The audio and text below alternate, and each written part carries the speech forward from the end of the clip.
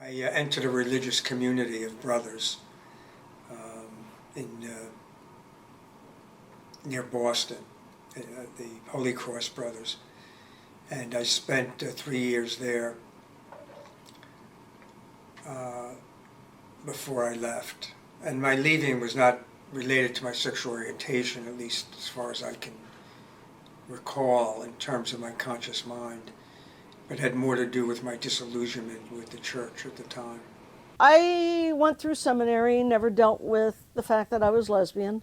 While I was in Southern California, I pastored the Long Beach Church of the Brethren. And while I was there, I represented the Church of the Brethren on the Southern California Ecumenical Council. And one of the things that happened when I served on that council was Metropolitan Community Church came looking for membership in that group.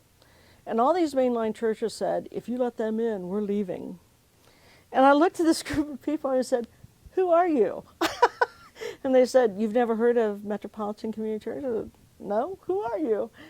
And they said, well, we're a Christian church that has a primary ministry, the gay and lesbian community. I said, oh.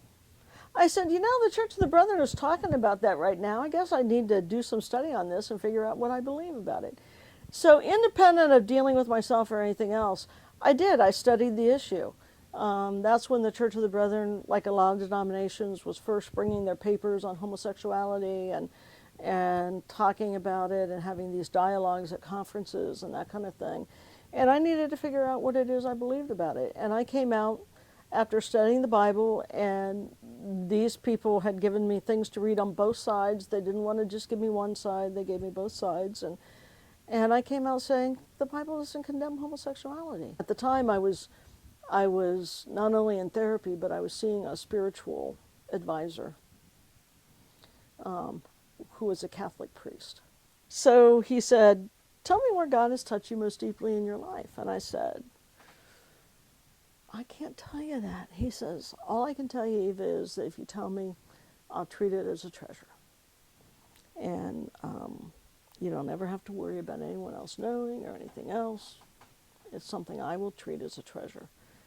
And I said, well, it's in my relationships with other women. It's in my intimate relationships with women. And I said,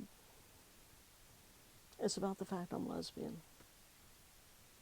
When I was invited out to Messiah College to do a panel discussion out there, my associate pastor and I were invited out to do a panel discussion on homosexuality in the Bible.